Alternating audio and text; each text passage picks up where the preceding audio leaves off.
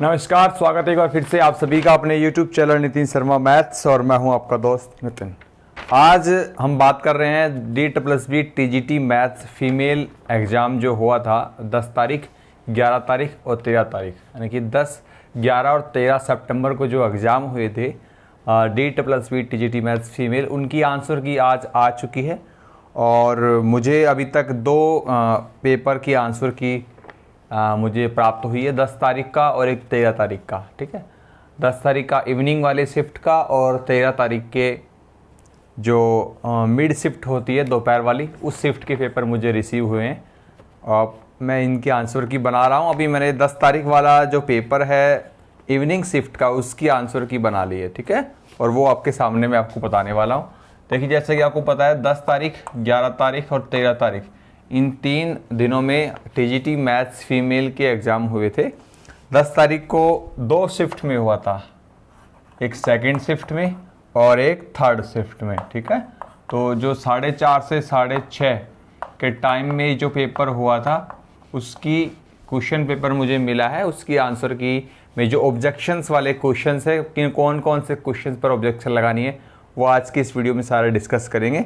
और इसके अलावा मुझे 13 तारीख, 11 तारीख को एक ही शिफ्ट में, ओनली थर्ड शिफ्ट में ही पेपर हुआ था 11 तारीख को।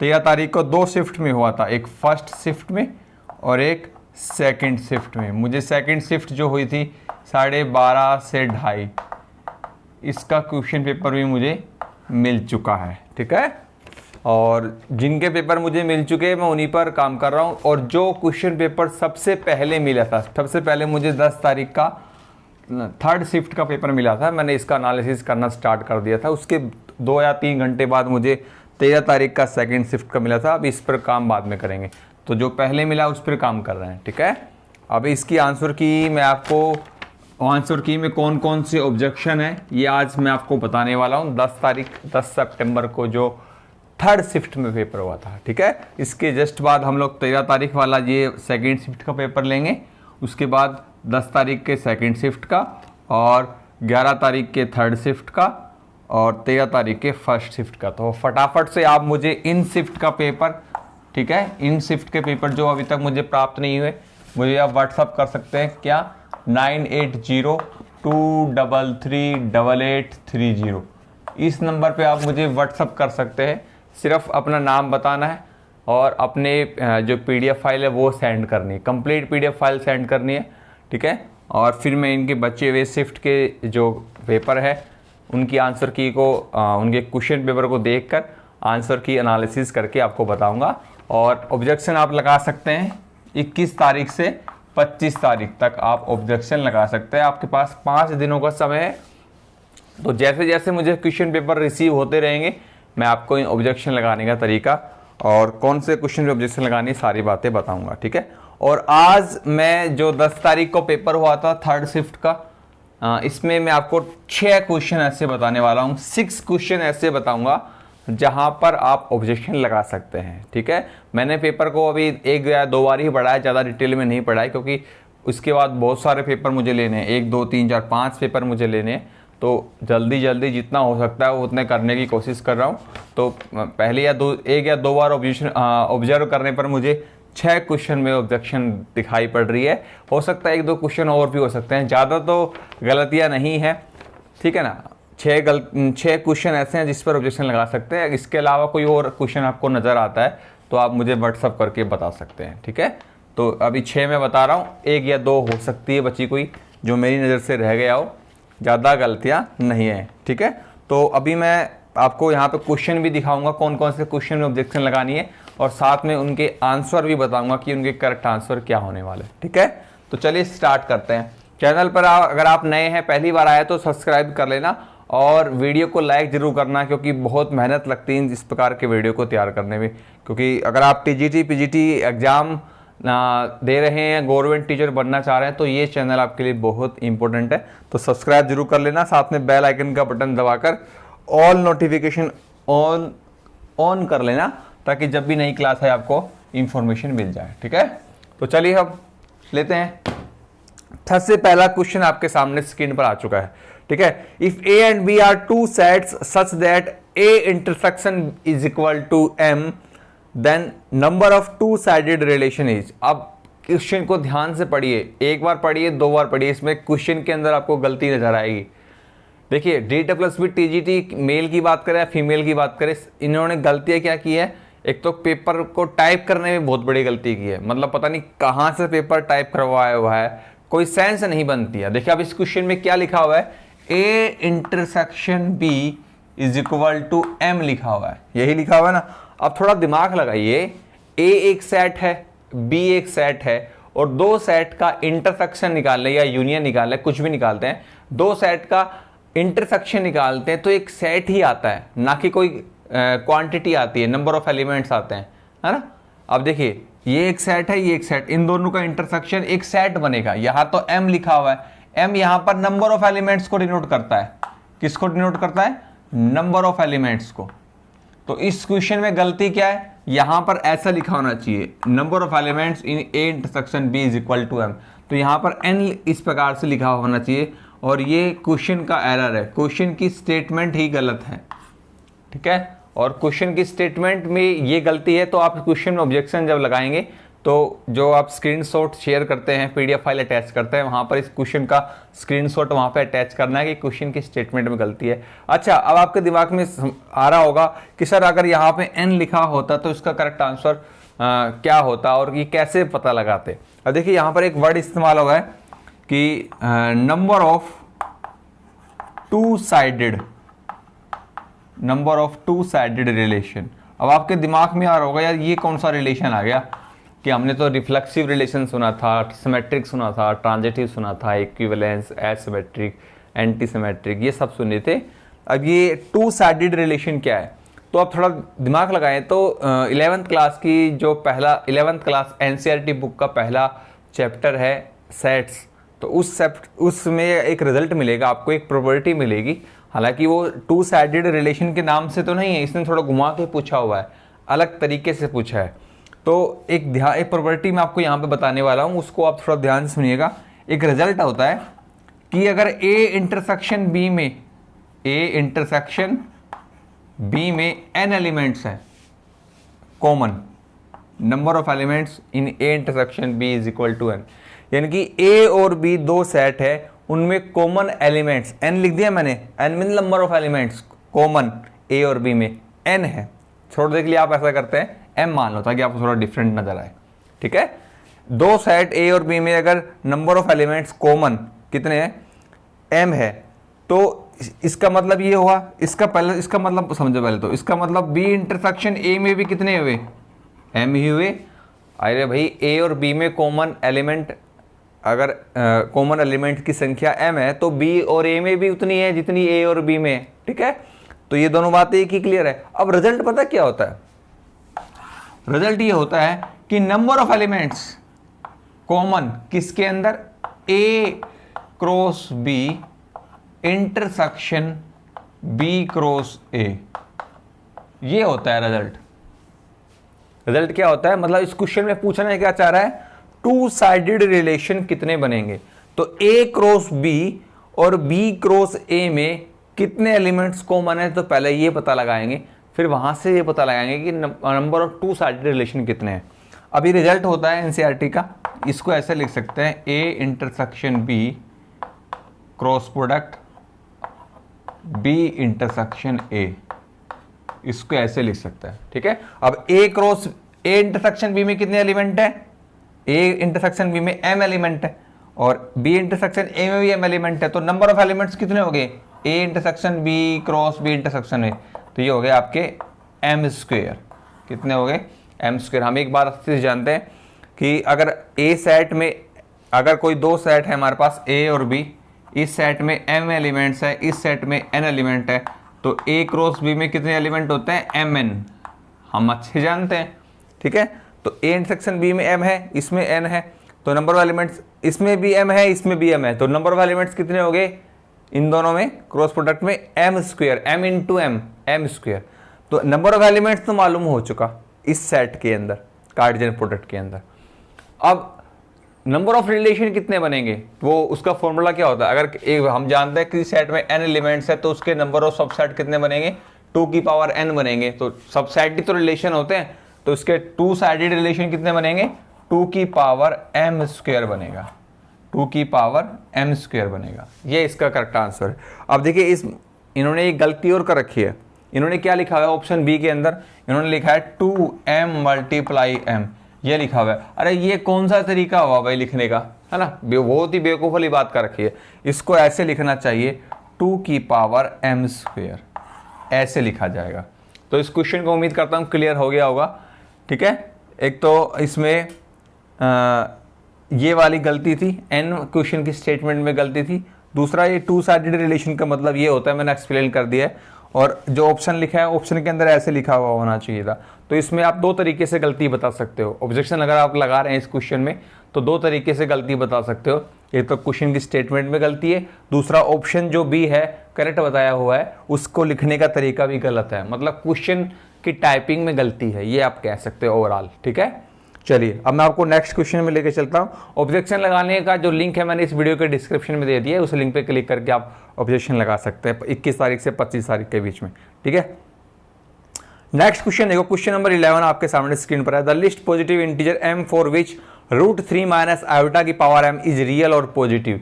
कौन सी m की वैल्यू ऐसी रखी जाए कि √3 माइनस आयोटा की पावर उस रखे m, और m की वैल्यू ऐसी कौन सी है जिस पर ये जो इसका कैलकुलेशन करेंगे, सिंप्लीफाई करेंगे, वो एक रियल नंबर आए और पॉजिटिव आए। तो इस चारों के चारों ऑप्शन ही गलत है, इस क्वेश्चन के चारों ऑप्शन गलत है। ठीक है, लिस्ट पॉजिटिव का मतलब होता है कम से कम कौन सा m की वैल्यू ऐसी, कम से कम कौन सी पॉजिटिव m की वैल्यू ली जाए कि ये रियल नंबर आए और एक पॉजिटिव नंबर आए। तो देखिए अब कैसे करेंगे इस क्वेश्चन को, मैं थोड़ा एक्सप्लेन करके बताऊंगा वरना आपको बातें हजम नहीं होंगी। ठीक है, और ये एक्सप्लेन करने का एक मतलब ये निकल के आता है ना कि आपको प्रूफ लगाने का कुछ होना तो चाहिए, प्रूफ आप लगा रहे हैं तो कुछ तो प्रूफ होना चाहिए। देखिए इस क्वेश्चन में क्या लिखा है, √3 माइनस आयोटा की पावर m, ये लिखा है। और ये पूछ रहा है m की वैल्यू कौन सी, m की ऐसी कौन सी लिस्ट पॉजिटिव वैल्यू रखी जाए कि ये पॉजिटिव आए और रियल आए। अब देखिए इसके लिए एक तरीका बताता हूँ, पहले इसको सिंप्लीफाई कर लो आप। अब आप कहोगे सर इसमें क्या सिंप्लीफाई करें, तो जिन्होंने थोड़ा चीज़ें एक्सप्लेन में पढ़ी है, डिटेल में पढ़ी है, कॉम्प्लेक्स नंबर को अच्छे से जाना है, तो वो उन चीज़ों को पकड़ कर लेगा। क्या, देखो कैसे, √3 माइनस आयोटा, इस चीज़ को मैं कैसे लिख सकता हूँ, इस चीज़ को थोड़ा सिंप्लीफाई कर रहा हूँ मैं, इसको मैं लिख सकता हूँ, आयोटा मैं कॉमन ले रहा हूँ तो √3 अपॉन आयोटा और -1 बिल्कुल लिखा जा सकता है। ठीक है, ये इंजीनियरिंग का कॉन्सेप्ट बता रहा हूँ आपको, इंजीनियरिंग के एडवांस लेवल के स्टूडेंट्स को पढ़ाते हैं, वहाँ से सीखा हुआ कॉन्सेप्ट बता रहा हूँ आपको। आयोटा यहाँ से बाहर है ही, 1 अपॉन आयोटा, √3 अपॉन आयोटा, तो 1 अपॉन आयोटा की मतलब होता है माइनस आयोटा, ये बात आप अच्छे से जानते हैं। 1 अपॉन आयोटा मतलब कितना होता है, माइनस आयोटा। तो ये यहाँ पर क्या बन जाएगा, माइनस आयोटा √3 और -1। क्लियर है। अब हम क्या करते हैं, यहाँ पर थोड़ा सा चेंज दिमाग लगाएं। अगर मैं नीचे यहाँ 2 लिख दूं तो मुझे 2 ऊपर भी लिखना पड़ेगा, हिसाब बराबर। लेकिन नीचे 2 करते ही ये पता है क्या बन गया, ये किसकी वैल्यू बन गई, ये वैल्यू बन गई ओमेगा स्क्वायर की। किसकी वैल्यू बन गई, ओमेगा स्क्वायर की। ध्यान से सुनिए, अब ओमेगा की वैल्यू हम इस्तेमाल करते हैं -1 प्लस √3 आयोटा बाई 2, और ओमेगा स्क्वायर की वैल्यू होती है -1 माइनस √3 आयोटा बाई 2। हालांकि ये दूसरे के कॉन्जुगेट होते हैं, इसका कॉन्जुगेट लेंगे तो वो आएगा। तो हम लोग ओमेगा की वैल्यू ये इस्तेमाल करते हैं और ओमेगा स्क्वायर वो इस्तेमाल करते हैं। तो कहीं ना कहीं ये किसकी वैल्यू बन गई, ओमेगा स्क्वायर की। तो ये बन गया 2 आयोटा ओमेगा स्क्वायर। तो कहने का मतलब ओवरऑल हम यहाँ से यहाँ आ गए। अब दिमाग लगाते हैं तो इसकी जगह हम लिख सकते हैं 2 आयोटा ओमेगा स्क्वायर की पावर m। ठीक है, 2 आयोटा ओमेगा स्क्वायर की पावर। ऑप्शन 4 ऑप्शन आपके सामने में दिखा रहा हूँ, यहाँ स्क्रीन पर मैं 4 ऑप्शन दिखा रहा हूँ, मैं लिख ही देता हूँ। पहला ऑप्शन में, ए ऑप्शन में क्या है, m की वैल्यू 4, बी ऑप्शन में क्या है, m की वैल्यू 6, सी ऑप्शन में क्या है, m की वैल्यू 1, और डी ऑप्शन में क्या है, m की वैल्यू 2। अब देखिए बारी बारी से मैं आपको इसको बताने वाला हूँ। आंसर क्या आना चाहिए, पॉजिटिव और रियल आना चाहिए। देखो पहले मैं m की वैल्यू 1 लेता हूँ, तो यहाँ 1 रखूंगा तो जैसा ये वैसा का वैसे बन जाएगा 2 आयोटा ओमेगा स्क्वायर। तो ये कॉम्प्लेक्स नंबर है, रियल तो नहीं है, तो पहला सी ऑप्शन तो गलत। अब मैं 2 पर आता हूँ, जब मैं यहाँ 2 रखूंगा तो आयोटा का स्क्वायर करूंगा तो आयोटा का स्क्वायर तो बनेगा -1। ठीक है, 2 का स्क्वायर बनेगा 4, तो क्या बनेगा, -4 बनेगा। इस ऑप्शन से बनेगा -4। ठीक है। और ओमेगा की पावर 4, ओमेगा की पावर 4 करते हैं तो omega cube into omega, omega cube की वैल्यू 1 होती है तो ओमेगा बचेगा, तो -4 ओमेगा आएगा। तो ये नेगेटिव भी आ रहा है, कॉम्प्लेक्स भी आ रहा है, तो डी ऑप्शन भी गलत हो गया। अब मैं आता हूँ ए ऑप्शन पे, मैं 1 बाय 1 बढ़ रहा हूँ, 1 2 3 4 5 6 ऐसे चल रहा हूँ। अब मैं आता हूँ ए ऑप्शन पे, 4 लेते हैं, 2 की पावर 4 कितना होता है 16, ठीक है। आयोटा की पावर 4 कितना होता है 1, ओमेगा स्क्वायर की पावर 4 करेंगे, ओमेगा की पावर 8, ओमेगा की पावर 8 मतलब होता है ओमेगा की power 6 into omega square, omega की पावर 6 1 होता है तो ओमेगा स्क्वायर बचेगा। तो ये पॉजिटिव तो आया लेकिन ये कॉम्प्लेक्स नंबर आया, ओमेगा स्क्वायर एक कॉम्प्लेक्स नंबर होता है हम जानते हैं, तो ये ऑप्शन ए भी गलत। अब बचा बी ऑप्शन, आप सोच रहे होंगे सर बी करेक्ट होगा, ये बी भी गलत है। कैसे? 6 लेंगे तो 2 की पावर 6 कितना होता है 64 होता है, समझिए ध्यान से इस बात को यहीं कर देता हूँ। 2 की पावर 6 कितना होता है 64, आयोटा की पावर 4 करेंगे तो आयोटा की पावर 6 करेंगे, सॉरी यहाँ पे 6 ले रहे हैं, तो आयोटा की पावर 6 कितना होता है आयोटा स्क्वायर इंटू आयोटा की पावर 4, आयोटा की पावर 4 1 हो जाएगा, तो आयोटा स्क्वायर कितना होता है -1, तो ये बन गया -64। और आयोटा स्क्वायर की पावर 6 करेंगे तो सॉरी ओमेगा स्क्वायर की पावर 6 करेंगे तो ओमेगा की पावर 12 हो जाएगा, और ओमेगा की पावर 12 कितना होता है ओमेगा 3 की पावर 4, तो ये बन गया 1 की पावर 4 1, तो इंटू में 1, तो माइनस का 64 आया कि नहीं आया, तो ऑप्शन बी भी गलत, क्योंकि हमें पॉजिटिव और रियल चाहिए, तो चारों के चारों ऑप्शन गलत है। अब आपके दिमाग में आ रहा होगा सही ऑप्शन क्या है इसका सही ऑप्शन है एम की वैल्यू 12, एम की वैल्यू 12। अब मैंने ये कैसे पता लगाया, देखो इसकी ट्रिक भी होती है। अच्छा ओमेगा की पावर 3 कितना होता है 1, और ओमेगा 4 की पावर आयोटा 4 की पावर कितना होता है 1, तो 3 और 4 का एलसीएम कितना आता है 12, तो 3 और 4 के एलसीएम के मल्टीपल में जो आएंगे जैसे 12 24 36, इन पर आंसर पॉजिटिव भी आएगा साथ के साथ रियल भी आएगा। क्यों? क्योंकि यहाँ पर दोनों के दोनों क्या है आयोटा भी इस्तेमाल हो रहा है, ओमेगा स्क्वायर भी इस्तेमाल हो रहा है, तो इन दोनों की जब पावर जो अगर वो मल्टीपल ऑफ 12 है तो वहाँ पर एक रियल और पॉजिटिव नंबर मिलेगा हमें, तो ये ट्रिक होती है इसकी। तो अभी इनमें से चारों को चारों गलत है, सबसे लिस्ट पूछा जा रहा है तो लिस्ट एम की वैल्यू 12 पर ही सेटिस्फाई होगा। चेक करके दिखा देता हूँ, यहाँ 12 रखेंगे तो 2 की पावर 12 तो पॉजिटिव है, आयोटा की पावर 12 प्लस का आएगा, पॉजिटिव भी आएगा और रियल भी आएगा। और ओमेगा स्क्वायर की पावर 12 करेंगे, ओमेगा की पावर 24, वो 3 की मल्टीपल में वो भी 1 बन जाएगा, तो पॉजिटिव भी आ रहा है और रियल भी आ रहा है, तो M is equal to 12 is the right answer. चार ऑप्शन गलत है, मैं थोड़ा एक्सप्लेन कर रहा हूँ इसलिए समय लग जाएगा आपको। नेक्स्ट क्वेश्चन देखो, क्वेश्चन नंबर 17 आपके सामने स्क्रीन पर है। A is equal to 4, b is equal to 3, then number of onto relation from a to b. इस क्वेश्चन को पढ़ते ही गलती सामने नजर आ रही होगी आपको, इसमें लिखा हुआ ही गलत है, लिखा हुआ ही गलत है, हालांकि इसका आंसर तो ठीक है। मैं ये नहीं कह रहा कि ये क्वेश्चन गलत है, मैं ये नहीं कह रहा कि इसकी मतलब ये इसके ऑप्शन गलत है, ये क्वेश्चन की स्टेटमेंट गलत बता रहा हूं मैं आपको, मैं ये कहना चाह रहा हूं। अब क्या गलती है देखो मैं बताता हूं।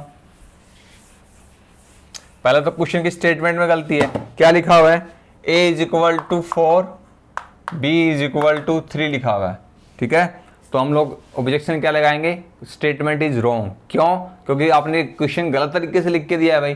क्यों? कई बार क्या होता है कि अगर ज़्यादा एक्सपीरियंस आपको नहीं है, ज़्यादा गहराई से आपने चीज़ें नहीं पढ़ी है, तो आप ये समझ नहीं पाएंगे भी क्वेश्चन में कहना क्या चाह रहा है। तब जब तक आप समझेंगे भी क्वेश्चन में स्टेटमेंट क्या है, कहना क्या चाह रहा है, तब तक 2 मिनट निकल जाएगी, 2-3 मिनट तो वहीं ख़राब कर लोगे, क्वेश्चन नहीं समझ में नहीं आएगा करना क्या है। तो ये बहुत बड़ी गलती हो रही है डी प्लस बी के द्वारा। एक तो क्वेश्चन को ठीक से टाइप नहीं कर रहे, दूसरा पेपर आउट ऑफ सिलेबस दे रहे हैं, कमाल हो गया भाई, समझ से बाहर बातें। तो इसमें गलती क्या है, इनको ऐसे लिखना था N of A is equal to 4, N of B is equal to 3। अब पूछ क्या रहा है, number of onto relation. मैंने आपको कोर्स के अंदर या यूट्यूब पर भी बहुत बार बताया है, ऑन टू रिलेशन की शॉर्टकट ट्रिक बताई है। ऑन टू रिलेशन की शॉर्टकट ट्रिक मैंने क्या बताई थी आपको, summation R varies 1 to n -1 की power n minus R N C R R की पावर m, ये बताई थी मैंने आपको, ठीक है। अब यहाँ पर पता लगा लो, m की वैल्यू कितनी है 4 और n की वैल्यू कितनी है 3। और एक बार फिर ट्रिक मैंने बताई थी, ये ऑन टू रिलेशन तभी निकाल सकते हैं जब m ग्रेटर देन n है, और देखो m की वैल्यू 4 n की वैल्यू 3 निकाल सकते हैं। और अगर m लेस देन n हो तो ऑन टू रिलेशन कितने आएंगे, number of onto relation 0, ऐसे ऑन टू रिलेशन बन ही नहीं सकते, ठीक है, सॉरी ऑन टू फंक्शन बन ही नहीं सकते। ये ऑन टू रिलेशन लिखा आ रहा है यहाँ पर, ये इनको एक्चुअल में ऑन टू फंक्शन लिखना चाहिए था। ये गलती ये भी कर रहे हैं ये लोग, ऑन टू रिलेशन की बजाय इनको, अब मेरे भी खोपड़ी क्या ज़्यादा रात भर पढ़ाई कर कर खोपड़ी आउट ऑफ कंट्रोल जा रही है। इनको ऑन टू रिलेशन की बजाय ऑन टू फंक्शन लिखना चाहिए था। ठीक है, अच्छा जी, तो हम कहाँ पर थे? हाँ, तो मैं ये बता रहा था कि अगर m ग्रेटर देन n है तो number of onto function निकाल सकते हैं, और m लेस देन n है तो ऑन टू फंक्शन नहीं निकाल सकते, number of onto function 0 आएंगे। अब r की वैल्यू कितनी है यहाँ पर? r की वैल्यू वेरी करेगी 1 to n तक, r की वैल्यू 1 होगी, 2 होगी और 3। ठीक है, अब सोल्व करना है, कुछ भी नहीं सोल्व कर, बड़ी बात नहीं है कोई। r की वैल्यू 1 लेंगे यहाँ, तो यहाँ 1, चलो मैं सोल्व कर ही देता हूँ, है ना। r की वैल्यू में 1 लूँगा, तो देखिए मैं ये समेशन का मतलब क्या होता है? टर्म्स का जोड़ होता है। तो पहले r की वैल्यू 1 रखने पर जो टर्म आएगी, plus r is equal to 2 रखने पर टर्म आएगी, और r इज इक्वल टू 3 रखने पर, तीनों को जोड़ दूंगा, वो आंसर है। तो पहले मैं r इज इक्वल टू 1 ले रहा हूँ, ठीक है, तो यहाँ पे 1 रखूंगा। n की वैल्यू कितनी है? 3, 3 में से 1 घटाऊंगा 2, तो -1 की पावर 2 प्लस का 1। n कितना है? 3, 3c, r कितना है? 1, 3c1 कितना होता है? 3, r कितना है? 1, और 1 की पावर m कितना है? 4, तो 1 की पावर 4 1। ये पहली टर्म आई प्लस, ठीक है, दूसरी टर्म लिख रहा हूं, r की वैल्यू कितना है? 1 का काम हो चुका, r की वैल्यू 2 ले रहा हूं, तो -1 की पावर n कितना है? 3, 3 - 2 1, तो -1 की पावर 1 -1 मल्टीप्लाई 3c2, n 3 है, r 2 है, 3c2 और 3c1 1 एक ही बात होती है, तो 3 आएगा। r की वैल्यू 2, 2 की पावर m कितना? 4, 2 की पावर 4 प्लस तीसरी टर्म लिख रहा हूं, r की वैल्यू 3 ले रहा हूं, तो -1 की पावर 3 - 3 0, -1 की पावर 0 1, 3c3 1, r कितना है? 3, 3 की पावर 4। अब देखो भैया, यहां से 3 आएगा, यहां से 2 की पावर 4 16, 16 3 माइनस के 48, 3 की पावर 4 कितना होता है? 81। अब देखो 81 और 3 84, 84 में 48 घटा दो, 14 8 गई तो 6 और 7 3 36, तो आंसर तो 36 36, तो आंसर तो ठीक है, मैं कह ही नहीं रहा, मैंने बोला था आंसर तो ठीक है, आंसर की में आंसर ठीक है, लेकिन क्वेश्चन को लिखने का तरीका गलत है। एक तो यहाँ पर इनको ऐसा लिखना चाहिए था, n of a is equal to 4, n of b is equal to 4, और दूसरा number of onto function इनको पूछना चाहिए था।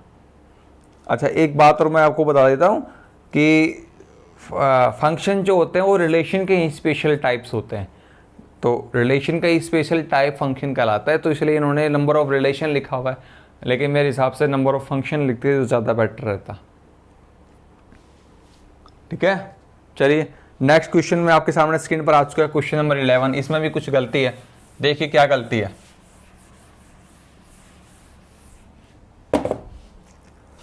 Limit sine ax divided by sine bx, a not equal to 0, b not equal to 0, ये तो इन्होंने बता दिया, a not equal to 0, b not equal to 0, तो लिमिट तो बताओ भाई, लिमिट तो निकाल देंगे, लेकिन लिमिट x, वेरिएबल x वो किसको अप्रोच कर रहा है?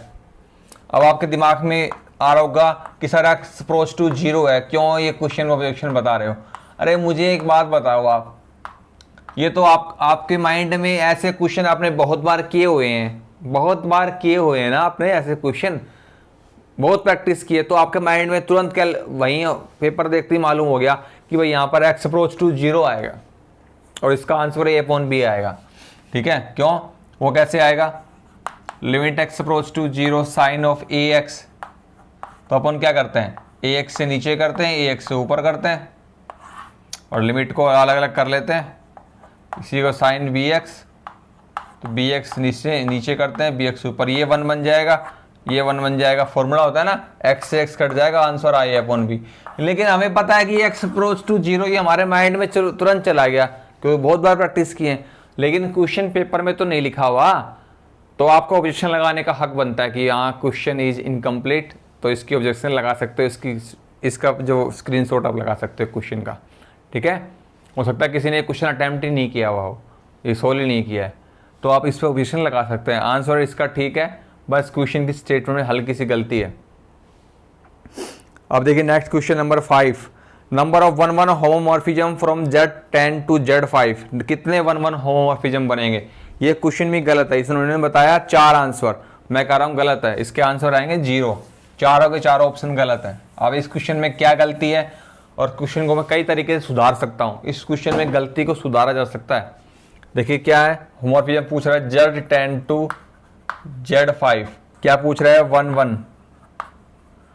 1 होमोमॉर्फिज्म, ये पूछ रहा है। मैंने आंसर बताया 0, इसमें चारों के चारों ऑप्शन गलत हैं, इसने आंसर बताया 4। अब देखिए इस क्वेश्चन को सुधारने के 2 तरीके हैं, हमें तो ऑब्जेक्शन लगानी है, तो हम तो ये कहेंगे कि 4 ऑप्शन गलत हैं। बेस्ट तो तरीका क्या है, जब भी आंसर और क्वेश्चन इन दोनों में किसी को गलत ठहराना होता है तो क्वेश्चन को सही मानते हुए आंसर को गलत बताया जाता है। ये नहीं कि हमने आंसर के अकॉर्डिंग क्वेश्चन में बदलाव करेंगे, ऐसा नहीं।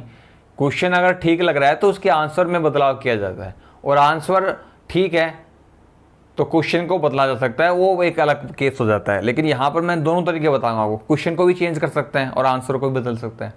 पहले मैं बता रहा हूँ कि 4 ऑप्शन गलत हैं, इसका करेक्ट आंसर क्या है 0। इसका रिजल्ट होता है, एक फॉर्मूला है, ये शॉर्टकट आप याद रख लेना, जब भी ZM टू ZN, ठीक है, क्या बोलते हैं, साइक्लिक ग्रुप के ऊपर काम कर रहे हैं, ZM टू ZN, ठीक है। तो M और N की अगर बात करें, अगर M आपका ये वाला M ग्रेटर देन है N से, सुन लो शॉर्टकट ट्रिक बता रहा हूं, अगर M ग्रेटर देन N है, जैसे यहाँ पे 10 है, यहाँ पे 5 है, यहाँ 12 हो, 6 हो, 8 हो, 4 हो, हैं 7 हो, 3 हो, सुन लो ध्यान से। तो जब भी M ग्रेटर देन N होता है तो नंबर ऑफ 1 1 होमोमॉर्फिज्म कितनी आएगी 0 आएगी। और जब M लेस देन होता है N से तो उस केस में क्या 1 1 नंबर ऑफ होमोमॉर्फिज्म बनेगी। उसका तरीका ये होता है, अगर M लेस देन N है और अगर ये M लेस देन N होने पर अगर आपका M डिवाइड करता है N को, ठीक है, आपका ये यहाँ छोटा है नंबर, यहाँ नंबर बड़ा है, यानी कि M लेस देन N आ रहा है, और अगर M डिवाइड कर देता है किसको, N को, मतलब यहाँ वाला नंबर डिवाइड करता है इसको, ठीक है, तो उस केस में आपको नंबर ऑफ होमोमॉर्फिज्म कितने बनेगी 5m बनेगा। क्या बनेगा 5m। अब 5m क्या होता है, number of integer which are relative prime to m, मतलब हमें यहाँ पर टोशेंट निकालना होगा। क्या निकालना होगा, टोशेंट निकालना होगा। फॉर एग्जाम्पल अगर देखिए आप इसमें गलती तो मैंने बता दिया आपको क्या गलती है, 0 आंसर आएगा। और सुधार क्या कर सकते हैं, सुधार ये कर सकते हैं, यहाँ पर 5 कर दें, यहाँ पे 10 कर दे, यहाँ कर दे 5 और यहाँ कर दे 10, तो ये क्वेश्चन ऐसे बन जाएगा Z5 टू Z10। अब क्वेश्चन में चेंज कर रहा हूँ मैं। अब देखिए यहाँ पर ये M है और ये आपका N है, तो M डिवाइड कर रहा है ना N को, 5 भाग करता है 10 को, क्योंकि 10 इज डिविजिबल बाई 5 या फिर 5 डिवाइड्स 10 कह रहे हैं। तो इस केस में M लेस देन N वाली बात भी आ रही है, तो इसमें टोशेंट कितना आएगा 5 का, M की वैल्यू 5 है, M का 5 का टोशेंट कितना होता है 4 आंसर आएगा इसका, ठीक है। तो इसका मतलब इस क्वेश्चन के अगर आंसर की में D ऑप्शन को करेक्ट माने तो क्वेश्चन में ये चेंज करना पड़ेगा, यहाँ 5 करना पड़ेगा, यहाँ 10 करना पड़ेगा। लेकिन हम क्वेश्चन को चेंज नहीं करेंगे तो हम लोग क्या कहेंगे कि इसकी आंसर की ऑल ऑप्शन आर इनकरेक्ट, सारे ऑप्शन गलत हैं। आप थोड़ी नॉलेज के लिए एक बात और बताता हूँ, इस क्वेश्चन में अगर आपसे ये पूछ लेता कि number of onto homomorphism, कि ऑन टू होमोमॉर्फिज्म कितने हैं, तो फिर ये क्वेश्चन ठीक है, फिर क्वेश्चन में चेंज नहीं करेंगे। तो ऑन टू होमोमॉर्फिज्म वाला जब क्वेश्चन आता है तो इस केस में ये N है, ये M है, इसमें ऑन टू में उल्टा काम करना पड़ता है। अगर N डिवाइड करता है M को, N डिवाइड करता है M को, तो number of onto homomorphism कितने बनेंगे, टोशेंट ऑफ N को नहीं यहाँ पर 5, तो 5 का टोशेंट कितना होता है 4 आंसर आता। अगर आपसे क्वेश्चन में पूछता नंबर ऑफ इसी क्वेश्चन में पूछता है number of onto homomorphism, तो answer 4 is the correct answer. तो क्वेश्चन में 2 तरीके से बदलाव हो सकता है, या तो 10 यहाँ करे और 5 यहाँ करे, वो एक तरीका तो यही है। दूसरा तरीका ऑन टू पूछ ले, 1 1 की जगह क्या पूछ ले ऑन टू, तब इसका 4 करेक्ट आंसर है, ठीक है। ऑन टू में N डिवाइड होता है M से और ऑन 1 1 में M डिवाइड होता है N से। उम्मीद करता हूँ क्लियर हो गया ये बात है। तो ओवरऑल बात करें तो हमें इस क्वेश्चन के 4 ऑप्शन को गलत बताना है। ठीक है, करेक्ट आंसर क्या है 0। अब मैं लेता हूं आज का अंतिम क्वेश्चन, लास्ट क्वेश्चन। 6 क्वेश्चन बताए थे ऑब्जेक्शन लगाने के लिए। नेक्स्ट क्वेश्चन स्क्रीन पर है, number of homomorphism from Z3 to Z6, कितने होमोमॉर्फिज्म बने? इसने कहा कि 4 बनेंगे, मैं कह रहा हूं गलत है, चारों ही ऑप्शन इसके गलत है। इसका करेक्ट आंसर क्या आएगा 3। आंसर क्या आएगा 3। कितने होमोमॉर्फिज्म बनेंगे? 3 बनेंगे होमोमॉर्फिज्म। अब इसमें भी ट्रिक बता रहा हूं आपको, क्या ट्रिक है देखिए। ट्रिक ये है, जब भी Zm से Zn तक आपसे नंबर ऑफ क्या पूछा जाए, होमोमॉर्फिज्म, नंबर ऑफ होमोमॉर्फिज्म, तो उसकी शॉर्ट ट्रिक ये है कि भैया GCD निकाल लो, किसका? M और N का, वही आंसर आएगा। इन दोनों का क्या निकाल लेंगे? HCF यानी कि GCD। तो हमारे पास क्वेश्चन क्या है, Z3 से Z6, तो अब इनका GCD कितना आएगा? किसका GCD? 3 और 6 का, और 3 और 6 का GCD कितना होता है? 3 होता है। ये हमने क्या निकाल लिया? Number of homomorphism. Simply homomorphism पूछी, इसमें ना 1 2 पूछी ना 1 1। तो जब भी होमोमॉर्फिज्म पूछे तो ये निकाला इन दो M और N का GCD कितना आएगा 3। तो चारों के चारों ऑप्शन गलत है, all option are correct. Proof के लिए आप ये लगा सकते हैं। तो अभी हमने क्या किया है, हमने किया है 10 सितंबर का जो इवनिंग शिफ्ट का पेपर था 4:30 से 6:30, उसकी आंसर की में 6 मैंने क्वेश्चन बताए जहां पर ऑब्जेक्शन लगा सकते हैं। 1 2 क्वेश्चन रह गया तो आप मुझे बता सकते हैं, बाकी इतने क्वेश्चन भी सफिशिएंट रहेंगे। मैंने पूरा पेपर पढ़ के देखा है, ऑलमोस्ट अदर क्वेश्चन जो बचे हुए हैं वो लगभग सारे ठीक है। कोई 1 2 क्वेश्चन मेरी नज़र से रह गया तो अलग बात है। और बाकी एक क्वेश्चन पे अभी हम नेक्स्ट 13 तारीख का सेकेंड शिफ्ट का पेपर लेंगे, तो जो पेपर पहले मुझे रिसीव हुआ मैं पहले उसी का बना रहा हूँ। अभी अब इस वीडियो के देखने के बाद कोई मुझे पेपर सेंड कर देगा तो जो पेपर पहले आएगा उसी का बनाऊंगा, ठीक है। अगला वीडियो 13 तारीख के सेकंड शिफ्ट पर आएगा क्योंकि मुझे पहले ये मिला है। उसके बाद बची इस शिफ्ट में जिसका पेपर पहले आएगा मैं उसी को बनाऊंगा, ठीक है। और 25 तारीख तक ऑब्जेक्शन लगा सकते हैं। धीरे धीरे और वीडियोज़ भी आपके लिए आते रहेंगे। तो ये चैनल आपके लिए बेहद इंपॉर्टेंट है, ठीक है। नए आए हैं चैनल पर तो सब्सक्राइब कर लेना, साथ में बेल आइकन का बटन जरूर दबा देना। और एक बात और, गवर्नमेंट टीचर बनना चाह रहे हैं तो इस चैनल से जुड़े रहना आपके लिए बहुत इंपॉर्टेंट रहेगा। इन्फॉर्मेशन आती रहती है, अपडेट होते रहते हैं। और वीडियो को लाइक जरूर कर देना, बहुत मेहनत से रात भर जाके वीडियो आपके लिए रिकॉर्ड कर रहे हैं, ठीक है। कल सुबह मॉर्निंग में 9 बजे आपको ये वीडियो मिल जाएगा। आज मुझे आंसर की रिसीव हुई है, शाम को काफ़ी देर शाम तक मुझे रिसीव हुई है। मैंने समय निकाला अपना सारा शेड्यूल छोड़ के, फिर वीडियो लेक्चर तैयार किया। पहले तो पेपर को पढ़ने में समय लग जाता है क्योंकि बहुत पेपर पता नहीं किस प्रकार से टाइप कर रखे हैं उन्होंने। बहुत मेहनत से वीडियो तैयार किया है। कल सुबह 9 बजे आपको ये वीडियो मिलेगा, तो लाइक ज़रूर कर देना, ठीक है। जल्दी मिलेंगे आपसे नेक्स्ट एपिसोड में, तब तक के लिए नमस्ते दोस्तों।